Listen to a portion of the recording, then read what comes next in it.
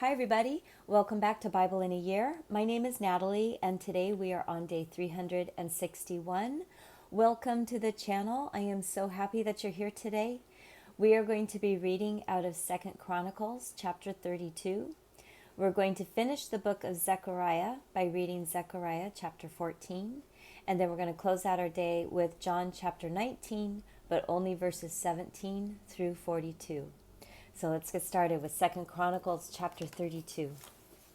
Here we go. After these things and this faithfulness, Sennacherib, king of Assyria, came, entered into Judah, encamped against the fortified cities, and intended to win them for himself. When Hezekiah saw that Sennacherib had come, and that he was planning to fight against Jerusalem, he took counsel with his princes and his mighty men to stop the waters of the springs which were outside of the city, and they helped him. Then many people gathered together, and they stopped all the springs and the brook that flowed through the middle of the land, saying, "Why should the kings of Assyria come and find abundant water?" He took courage, built up all the wall that was broken down, and raised it up to the towers with the other walls outside, and strengthened Milo and David's city, and made weapons and shields in abundance. He set captains of war over the people, gathered them together to him in the wide place at the gate of the city, and spoke encouragingly to them, saying, "Be strong and courageous. Don't be afraid or dismayed because of the king of Assyria, nor for all the multitude who is with him, for there is a greater one with us than with him. An arm of flesh is with him, but Yahweh our God is with us to help us and to fight our battles." The people rested themselves on the words of Hezekiah, king of Judah. After this, Sennacherib, king of Assyria, sent his servants to Jerusalem. Now he was attacking Lachish, and all his forces were with him. To Hezekiah of Judah, and to all Judah who were at Jerusalem, saying, "Sennacherib, king of Assyria, says, In whom do you trust, that you remain under siege in Jerusalem? Doesn't Hezekiah persuade you to give you over to die by famine and by thirst, saying, Yahweh our God will deliver us out of the hand of the king of Assyria? Hasn't the same Hezekiah taken away his high places and his altars, and commanded Judah and Jerusalem, saying, You shall worship before one altar, and you shall burn incense on it? Don't you know what I and my fathers have done to all the peoples of the lands? Were the gods of the nations of those lands in any way able to deliver their land out of my hand? Who was there among all the gods of those nations, which my fathers utterly destroyed, that could deliver his people out of my hand, that your God should be able to deliver you out of my hand? Now therefore, don't let Hezekiah deceive you, nor persuade you in this way. Don't believe him, for no God of any nation or kingdom was able to deliver his people out of my hand, and out of the hand of my fathers. How much less will your God deliver you out of my hand?" His servants spoke yet more against Yahweh God and against his servants Hezekiah. He also wrote letters insulting Yahweh, the God of Israel, and speaking against him, saying, "As the gods of the nations of the lands, which have not delivered their people out of my hand, so shall the God of Hezekiah not deliver his people out of my hand." They called out with a loud voice in the Jews' language to the people of Jerusalem who were on the wall, to frighten them and to trouble them, that they might take the city. They spoke to the God of Jerusalem as of the gods of the peoples of the earth, which are the work of men's hands.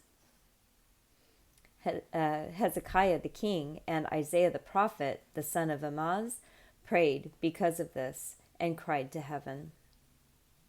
Yahweh sent an angel who cut off all the mighty men of valor, the leaders, the captains in the camp of the king of Assyria. So he returned with shame of face to his own land. When he had come into the house of his God, those who came out of his own body killed him there with the sword. Thus Yahweh saved Hezekiah and the inhabitants of Jerusalem from the hand of Sennacherib, the king of Assyria, and from the hand of all others, and guided them on every side.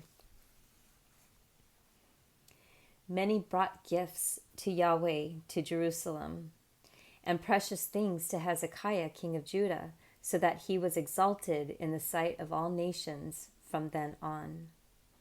In those days, Hezekiah was terminally ill, and he prayed to Yahweh, and he spoke to him and gave him a sign.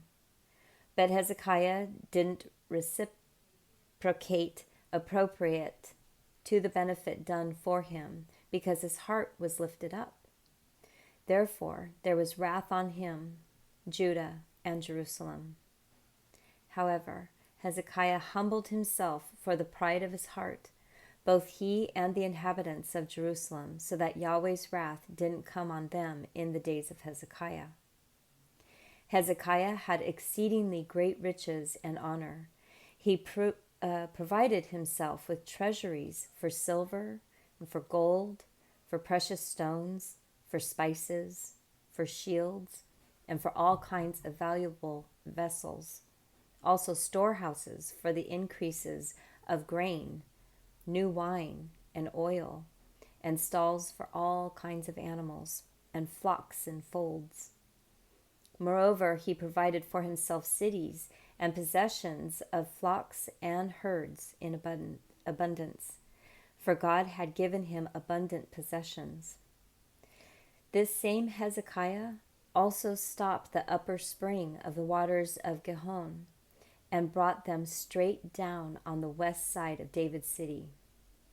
Hezekiah prospered in all his works. However, concerning the ambassadors of the princes of Babylon, who sent to him to inquire of the wonder that was done in the land, God left him to test him, that he might know all that was in his heart. Now the rest of the acts of Hezekiah and his good deeds, behold, they are written in the vision of Isaiah the prophet, the son of Amoz, in the book of the kings of Judah and Israel. Hezekiah slept with his fathers, and they buried him in the ascent to the tombs of the sons of David. All Judah and the inhabitants of Jerusalem honored him at his death. Manasseh, his son, reigned in his place. Hezekiah.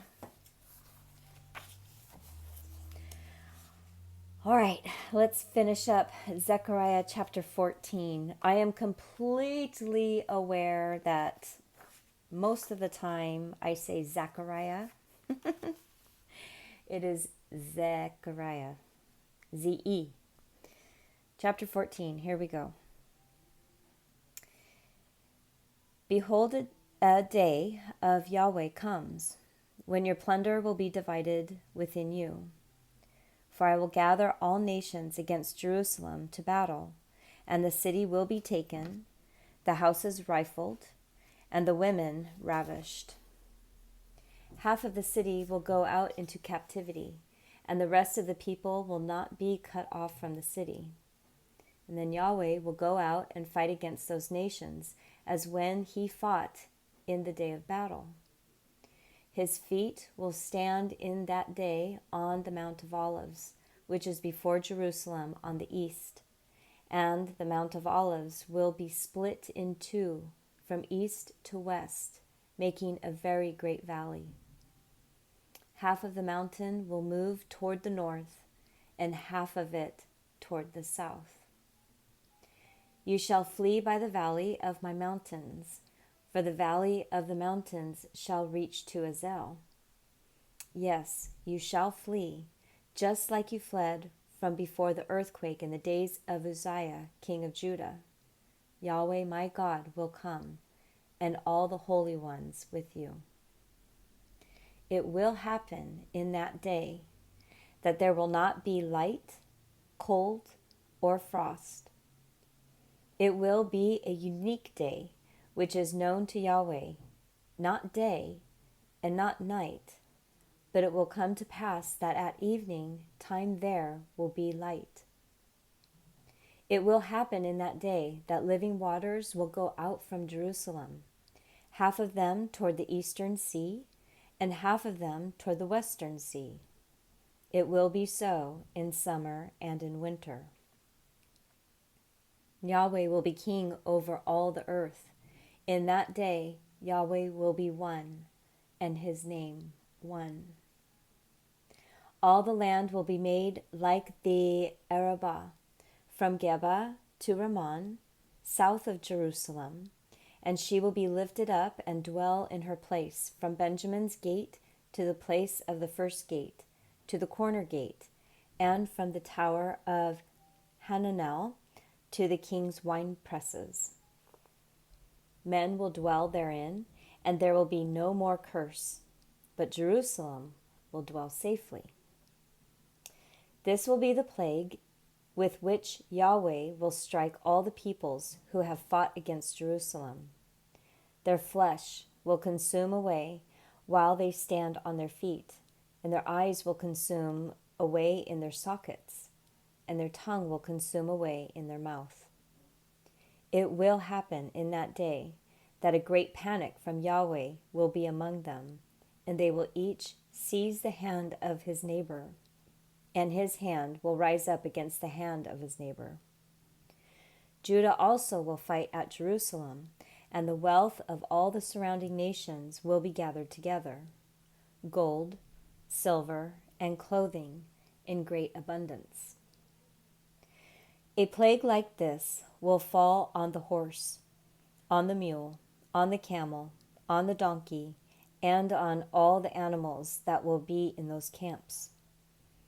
It will happen that everyone who is left of all the nations that come against Jerusalem will go up from year to year to worship the King, Yahweh of armies, and to keep the feast of booths.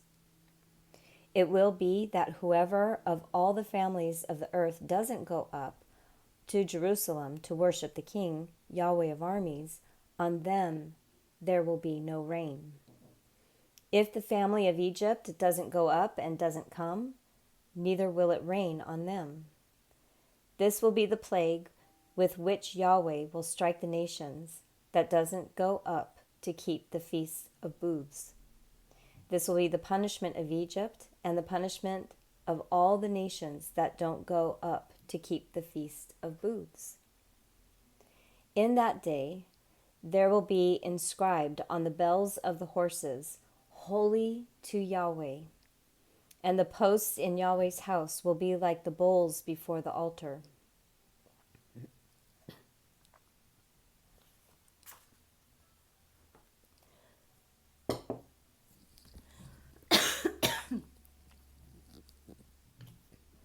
Sorry, hold on.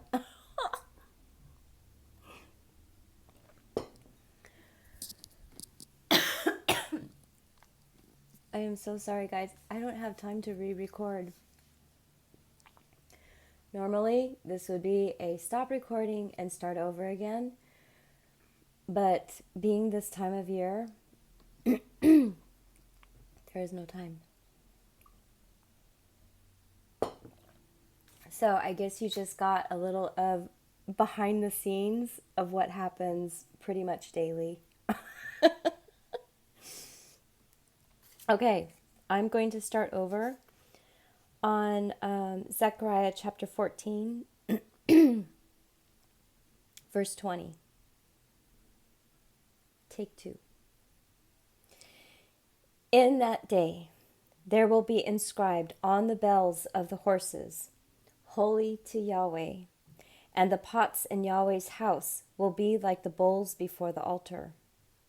Yes, every pot in Jerusalem and in Judah will be holy to Yahweh of armies, and all those who sacrifice will come to take them and cook in them. In that day, There will no longer be a Canaanite in the house of Yahweh of armies.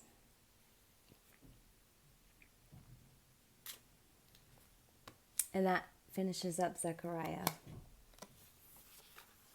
Isn't that amazing how I just choked up on the very last, 3 verses?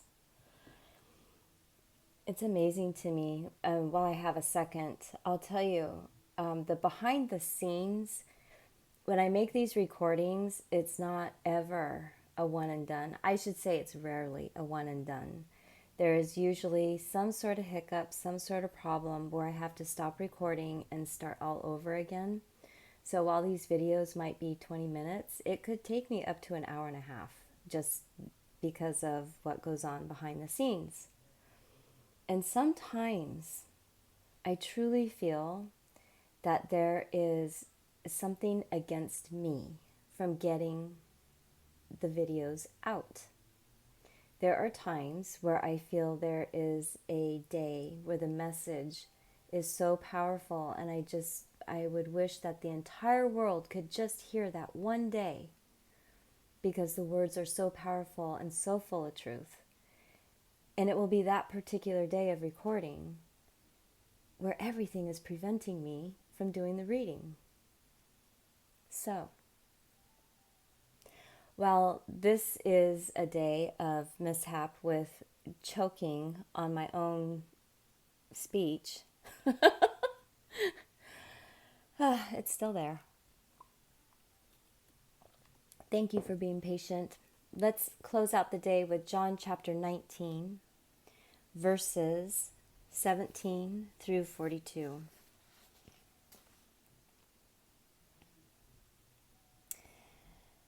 All right. He went out. We were talking about Jesus. He went out bearing his cross to the place called the place of a skull, which is called in Hebrew Golgotha, where they crucified him, and with him 2 others, on either side one, and Jesus in the middle. Pilate wrote a title also, and put it on the cross. There was written, Jesus of Nazareth, the King of the Jews. Therefore many of the Jews read this title, for the place where Jesus was crucified was near the city, and it was written in Hebrew, in Latin, and in Greek. The chief priests of the Jews therefore said to Pilate, Don't write King of the Jews, but he said, I am the King of the Jews. Pilate answered, What I have written, I have written. Then the soldiers, when they had crucified Jesus, took his garments and made 4 parts, to every soldier a part, and also the tunic. Now the tunic was without seam, woven from the top throughout. And then they said to one another, Let's not tear it, but cast lots for it to decide whose it will be, that the scripture might be fulfilled, which says, They parted my garments among them. They cast lots for my clothing. Therefore the soldiers did these things. But standing by Jesus' cross were his mother's sister, Mary, the wife of Clopas, and Mary Magdalene. Therefore, when Jesus saw his mother and the disciple whom he loved standing there, he said to his mother, Woman, behold your son. And then he said to the disciple, Behold your mother. From that hour, the disciple took her to his own home. After this, Jesus, seeing that all things were now finished, that the scripture might be fulfilled, said, I am thirsty. Now a vessel full of vinegar was set there. So they put a sponge full of the vinegar on hyssop and held it at his mouth. When Jesus therefore had received the vinegar, he said, It is finished. Then he bowed his head and gave up his spirit. Therefore, the Jews, because it was the preparation day, so that the bodies wouldn't remain on the cross on the Sabbath, for that Sabbath was a special one, asked of Pilate that their legs might be broken and that they might be taken away. Therefore the soldiers came and broke the legs of the first and of the other who was crucified with him. But when they came to Jesus and saw that he was already dead, they did not break his legs. However, one of the soldiers pierced his side with a spear, and immediately blood and water came out. He who has seen has testified, and his testimony is true. He knows that he tells the truth, that you may believe. For these things happened that the scriptures might be fulfilled. A bone of him will not be broken. Again, another scripture says, they will look on him whom they pierced. After these things, Joseph of Arimathea, being a disciple of Jesus, but secretly for fear of the Jews, asked Pilate that he might take away Jesus' body. And Pilate gave him permission. He came therefore and took his body away. Nicodemus, who at first came to Jesus by night, also came bringing a mixture of myrrh and aloes, about 100 Roman pounds. So they took Jesus' body and bound it in linen cloths with the spices, as the custom of the Jews is to bury. Now in the place where he was crucified there was a garden, and in the garden was a new tomb, in which no man had ever yet been laid. Then because of the Jews' preparation day, for the tomb was near at hand, they laid Jesus there. And someone's coming in the door. You see what I mean? Have a great day, everybody.